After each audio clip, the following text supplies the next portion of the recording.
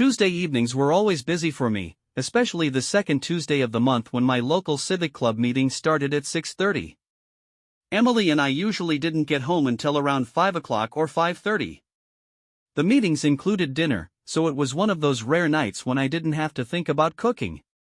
But, in true Emily fashion, my wife of 4 years, she always had a few last-minute tasks for me to handle before I could even think about heading out. That part was easy. The real challenge was inside me. Emily had recently told me she was 3 months pregnant, her emotions all over the place. She was still the stunning woman I'd married, but now, with that glow of pregnancy, it was getting harder for me to leave her, even for a few hours.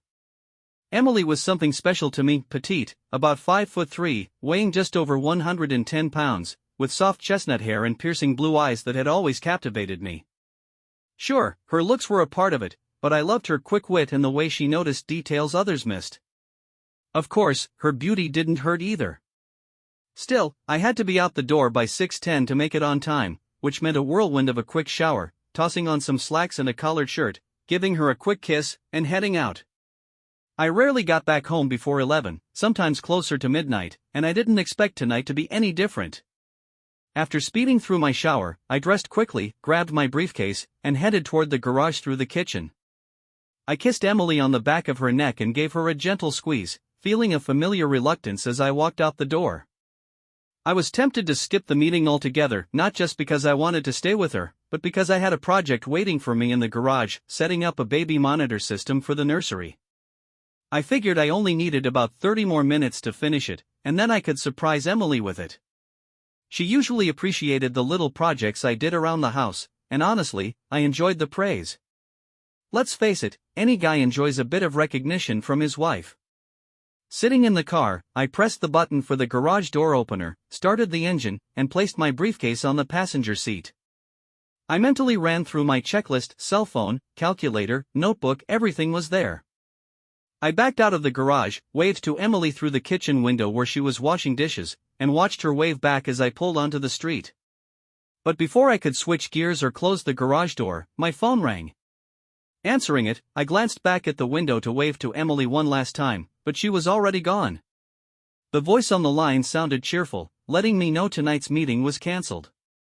Greg, our president, along with Tim and Frank, had been called out of town, so there was no reason to meet unless there was urgent business.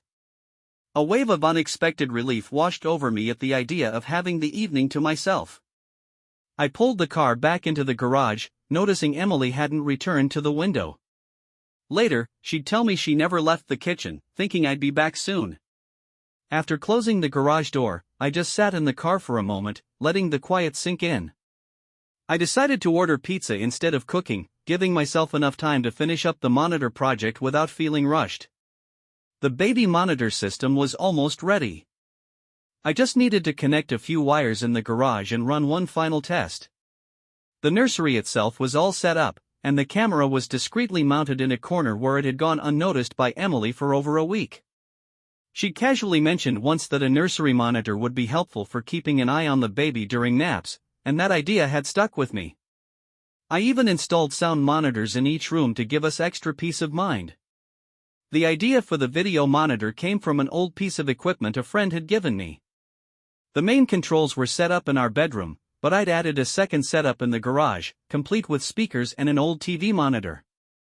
This way, I could check on the nursery from nearly anywhere in the house. With everything nearly finished, I figured I'd wrap it up and then relax with some TV, or maybe spend some time with Emily. I got out of the car and started working on the wiring.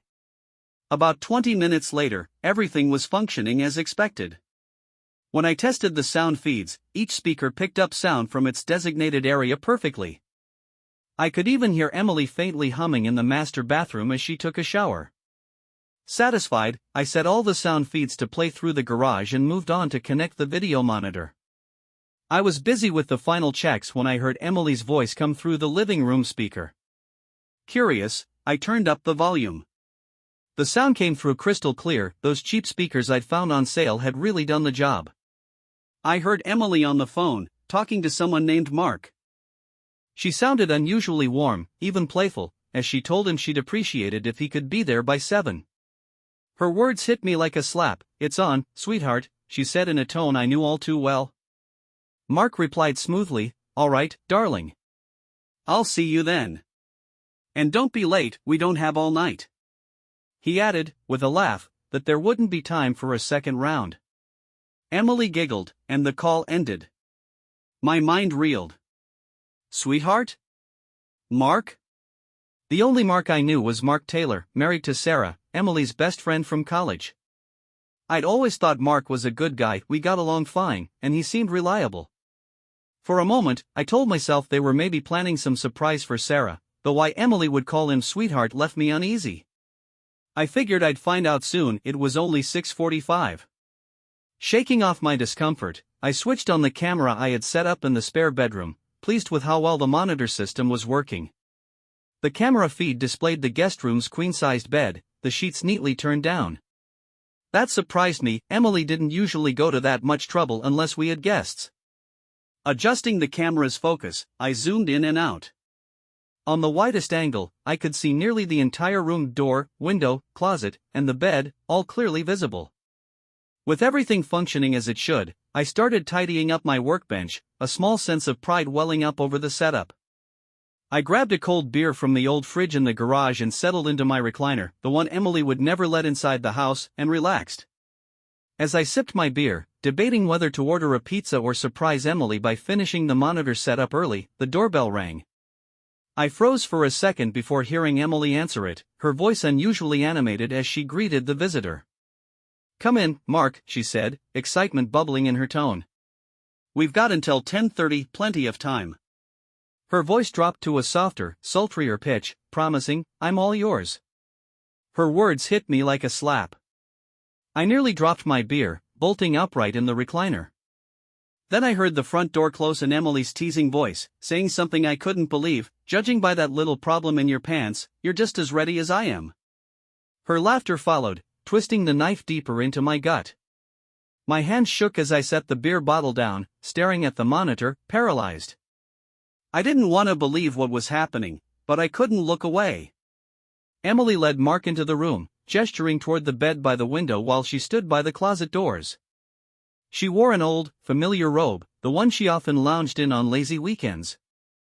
Her hair was swept into a neat bun, and she had just a touch of makeup on.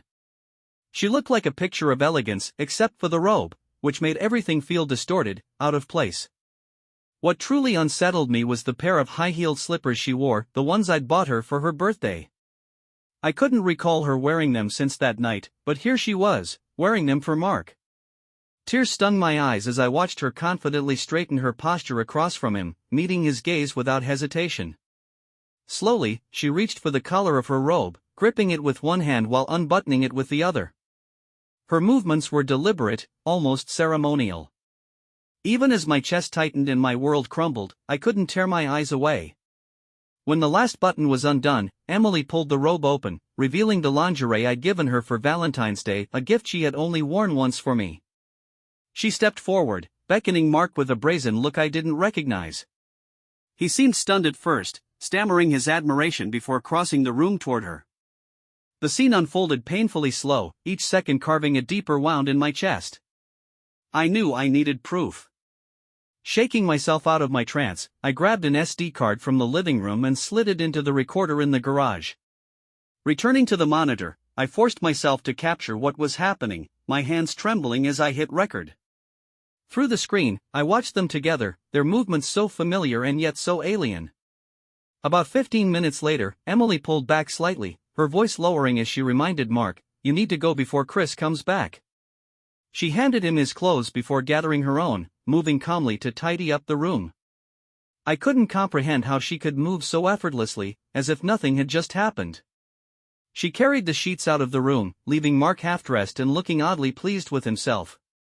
When Emily returned, Mark stood in the living room, his smug grin making my stomach churn. "That was amazing," he told her, his tone dripping with satisfaction.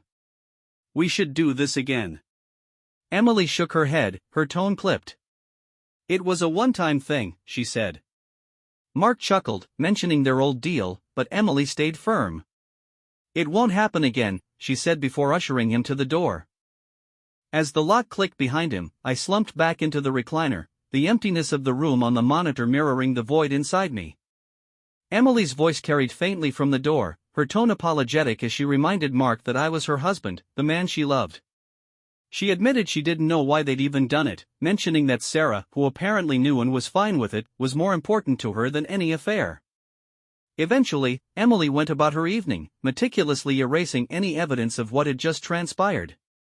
I listened as she showered and got into bed, her movements as calm as if it were any ordinary night. Meanwhile, I sat in the garage, unable to move, my world shattered.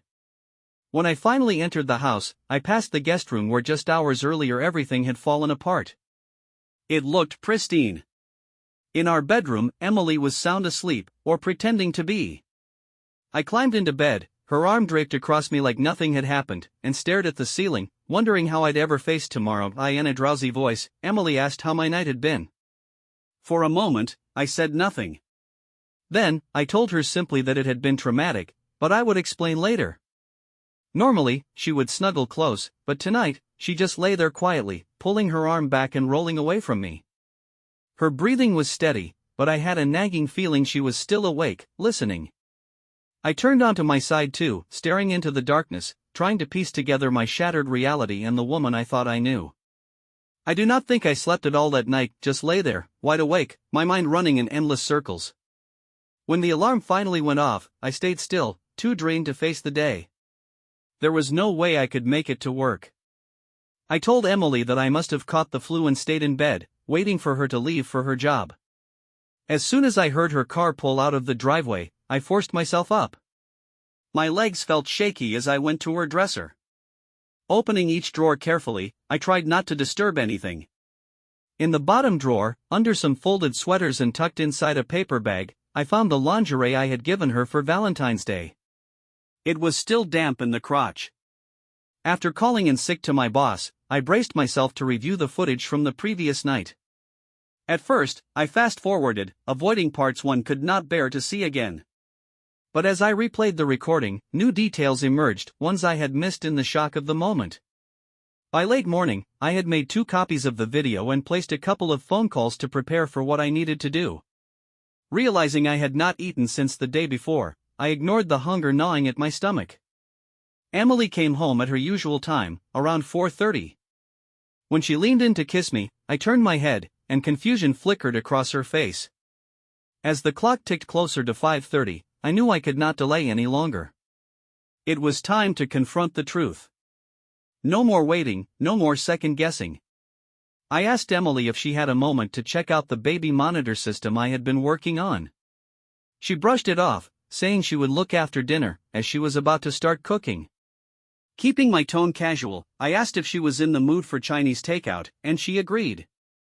Once I had placed the order, I gently took her hand and led her to the bedroom, pointing out the console I had set up near the door. Turning the sound system on, I moved from room to room, speaking to her through the monitor. She could not respond, but her impressed expression said it all. When I activated the video feed, I told her to watch closely.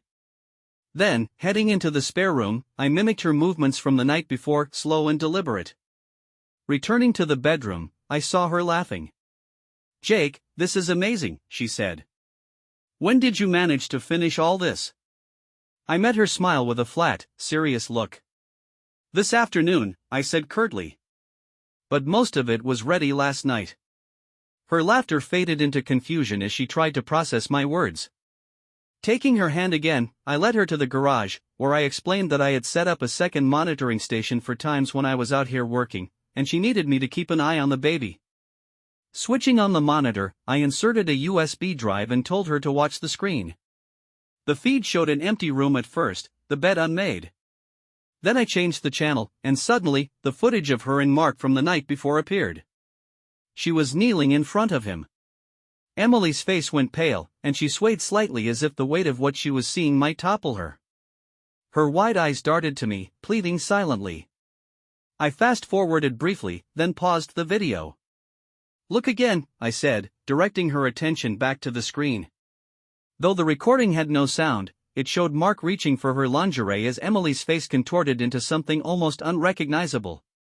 Out of the corner of my eye, I saw tears streak down her cheeks. She flinched as the footage showed Mark's roughness. I paused the video and turned to her, my voice low and hoarse. "Do you need to see more?" Emily shook her head, trembling. I led her back inside, determined to have the conversation we could no longer avoid. Sitting her at the kitchen table, I pulled up a chair beside her. Through tears, she whispered that she could explain.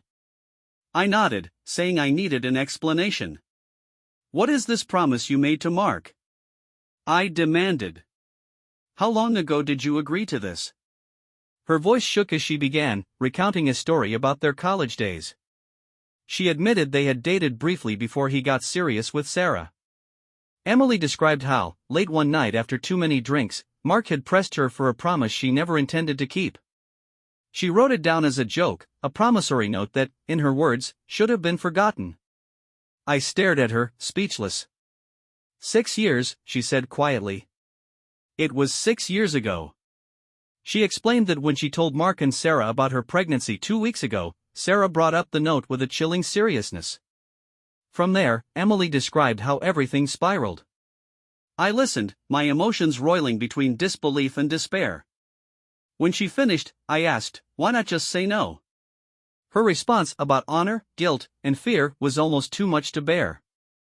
I stood, leaving her sobbing at the table, wondering how I would ever piece my life back together again. I took a deep breath, forcing myself to keep calm, and asked, "Over the past 2 weeks, were you looking forward to it?" Emily hesitated, her voice trembling as she admitted she hadn't taken it seriously at first. At the start, I thought it was just a joke, something that would never happen.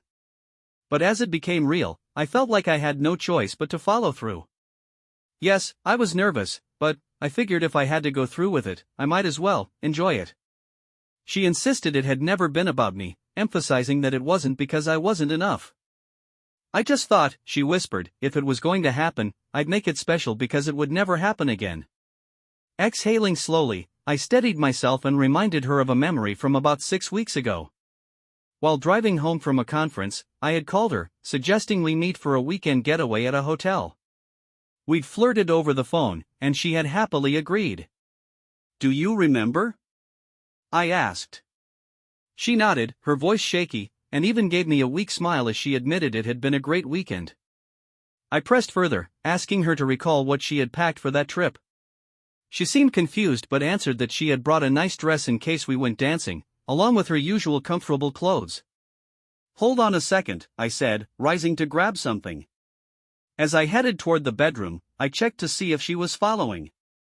She stood in the hallway, watching as I turned on the bedroom TV and prepared to play the footage. With the remote in hand, I pressed play, and the screen flickered to life, showing the recording from the night before. The image displayed Emily and Mark. My stomach churned as I asked, "What were you wearing?" Emily's face flushed, and she admitted it was the white lingerie I had given her for Valentine's Day, the same set she'd only worn once, to model for me. Her voice faltered as she muttered about not having found another chance to wear it. "You didn't bring it for our weekend at the Holiday Inn," I said, my voice tight. "You packed your usual cotton underwear and that old Donald Duck t-shirt you wore to bed." Meeting her eyes, I pointed out the difference. For our romantic getaway, she hadn't bothered with anything special. But for Mark, she had dressed in one of the most beautiful things she owned. Emily shrank under my gaze, her shoulders slumping. I continued, explaining that I wouldn't be standing there if I didn't love her. We wouldn't have built this life together if I didn't see her as someone truly special. But then I recounted the cruel twist of fate that had cancelled my Kiwanis meeting the night before, leading me to discover the worst betrayal I could imagine. Instead of attending that meeting, I had found Mark, one of my closest friends, arriving at our home. Emily had welcomed him at the door, leading him to a room she had carefully prepared. She had styled her hair, applied makeup, and worn lingerie she hadn't touched in years, all for him. I pointed out the effort she had made for Mark, comparing it to how our time together had felt routine, almost like an afterthought.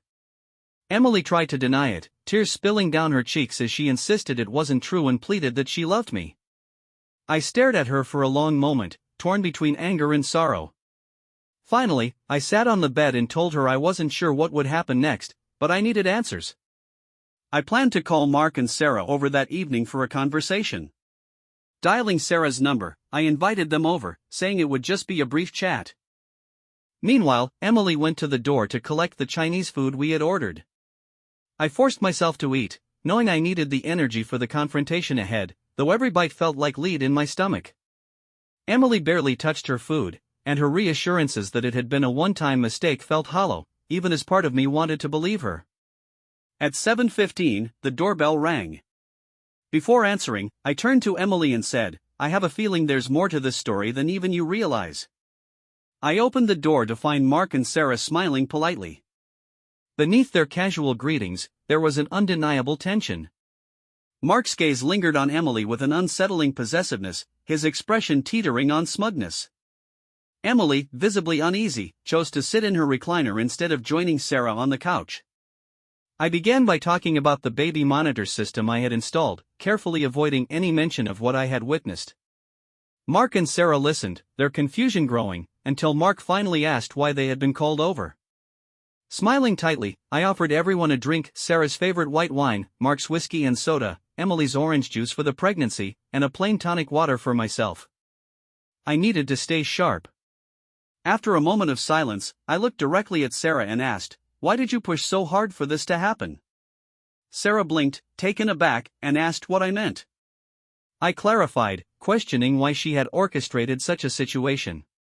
Mark's reaction was immediate. He choked on his drink, his composure slipping as I turned my attention to him. "What's your take on all this?" I asked. "What did you stand to gain?"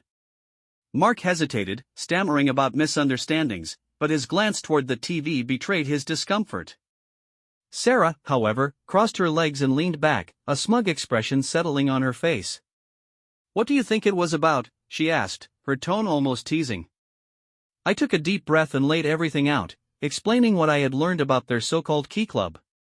As I spoke, Emily's face drained of color, and Sarah's expression shifted from smug to defensive.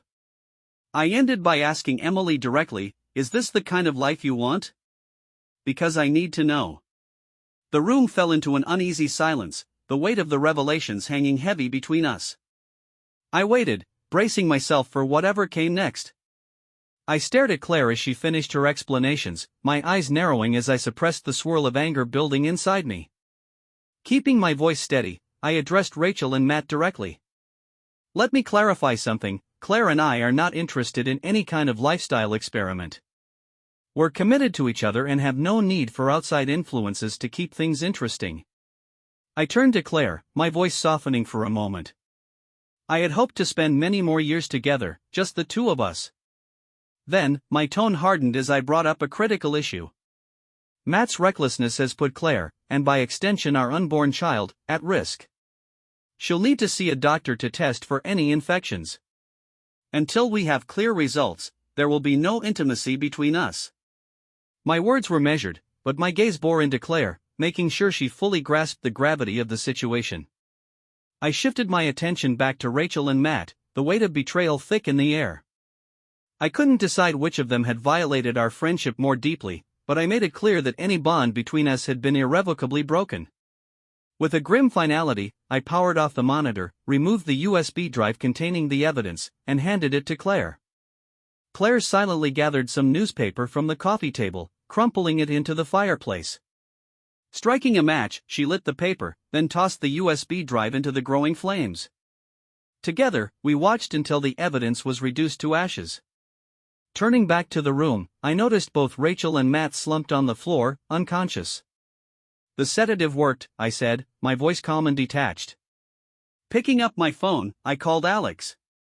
By the time he arrived, just before 11 p.m., I had already decided what came next. I let him in and gestured to the two inert figures on the floor. "These are the packages," I said plainly. Alex raised an eyebrow but didn't press for details. He stepped outside, returning with several men who began moving Rachel toward the door. When they approached Matt, I stopped them with a raised hand. "Not yet," I said, heading upstairs. Moments later, I returned with a baseball bat in hand. "I need a moment with him first." Alex nodded, signaling the men to set Matt back down. Without hesitation, I delivered several precise strikes to his kneecaps and ankles, ensuring maximum damage. Claire stood frozen, her eyes wide with shock. I would have preferred to hear him scream, I muttered, glancing at Matt's limp form, but this will suffice. The men resumed their work, hauling both of them away. Alex stayed behind briefly, sharing a drink with me before leaving. He thanked me for the samples, to which I replied coldly, "It was my pleasure." Claire remained seated, her face pale and her lips trembling as Alex departed.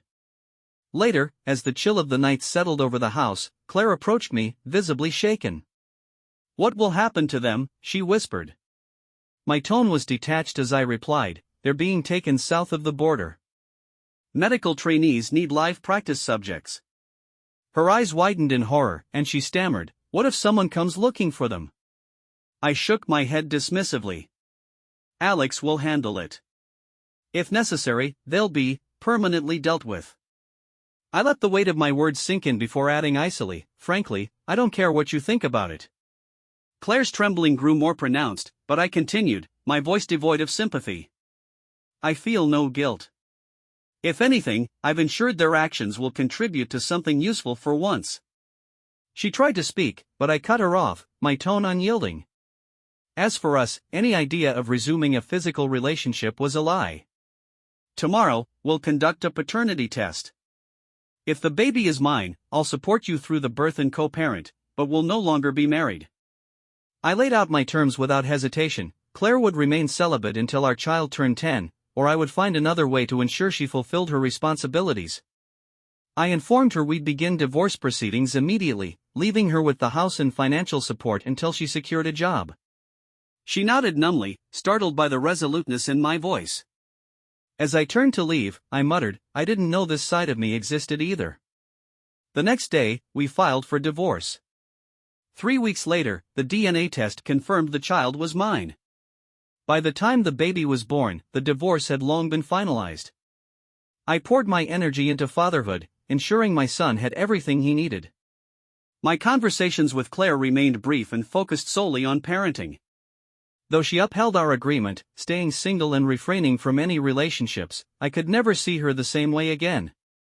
Over the years, I provided financial support, focusing entirely on raising my son and abstaining from any romantic pursuits. Alex later sent me a generous thank you gift for my contributions, and as promised, no one ever came asking about Rachel or Matt. My son grew up knowing I'd do anything for him. That truth, at least, was unshakable.